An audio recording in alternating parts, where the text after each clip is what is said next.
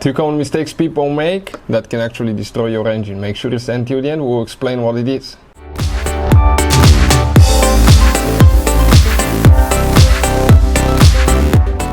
Hey guys, welcome back to Auto Repair guys. Thank you guys for watching and subscribing to the channel. Today will be super helpful video to any of you having a Dodge Charger. If you want to know what are the symptoms of bad intake manifold gasket, stay with us, we'll explain that. We'll be demonstrating on a V6, but even if you have a V8 it will work as well. It's very important to know that guys, because bad intake manifold gasket can give you quite a bit of headache. It may be really hard to diagnose, so you need to know what to expect if it goes bad. That way you can actually know in which direction you need to go and what to fix, because that gasket can simulate other problems in the engine, and we'll explain how. Also, when replacing it, people can make two common mistakes, okay, that can actually slowly destroy your engine or immediately destroy it as well. So stay with us and we'll explain what it is. Before we start, let me tell you a little bit about us. Every single car we get here at the garage, we try to make, guys, at least 200 to 300 free repair videos. On that Dodge Charger we'll have even more. Why we do that? Because our mission in the shop is to save you as much money as we can. All we need, guys, in return, please subscribe to the channel, like the video, that way we can keep making these free videos, absolutely free. And if you guys need to buy any parts, tools for your Dodge Charger or any car, you want to get them at a good price and quick shipping, you want to save money, check out the link in the description of the video below. That's where we get all our two supplies from, and we'll share where you can find even additional things. So what we have specifically here, this is a 2018 Dodge. That's the 3.6 liter VVT Pentastar engine, but as I said, if you have a V8 it will be very similar as well. This is our intake manifold, guys. The intake manifold is removed, and you can see, let me just flip it on the side so you can see what I'm talking about. This is the intake manifold right here. That's where the car gets its air from, and right here is where the gasket will be contacting. We're talking about that gasket here. Now, those gaskets, every time you remove intake manifold, it's recommended to remove and replace the gaskets. On older vehicles they will usually be really flattened. They will be almost even with the plastic.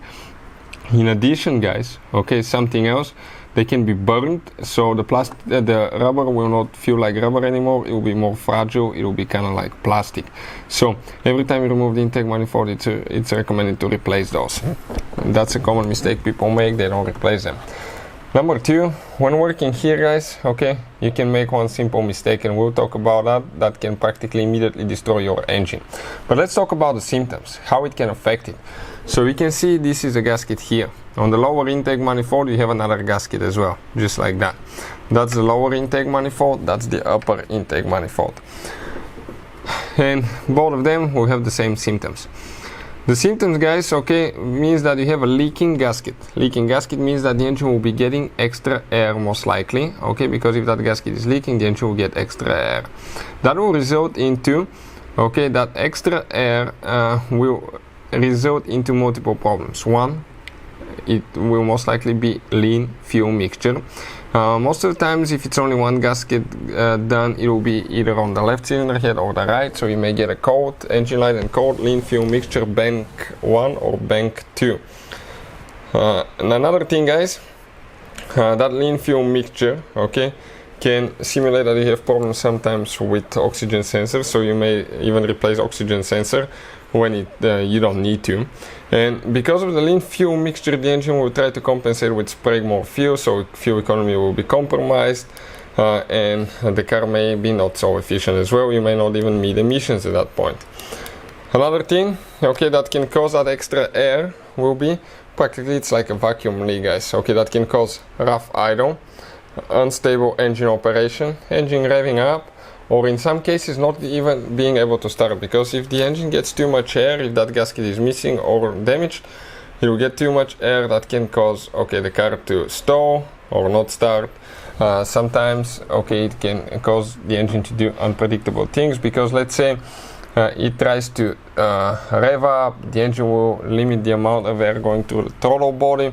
The engine computer will try to compensate for that, so the RPMs might start going up and down because the engine computer is fighting to actually normalize things. So those are quite common things that we see here at the shop, guys. Another thing that you can develop, misfires. Engine light and code for misfire, random cylinder misfire code P0300. and any codes from P0301 to P0306 for the V6 engine. The last digit of the code corresponds to the cylinder number that's developing misfire. Something else, okay, when replacing it, super important not to drop anything here. If you drop a tool, nut, socket, something, goes directly into the valves. From there, guys, inside the engine you can bend the valve, break piston, damage cylinder block, engine block, and cylinder head, and practically you will either need the engine replaced or rebuilt. So avoid that as well. Hopefully the video will be helpful. Thank you for watching and see you guys next time.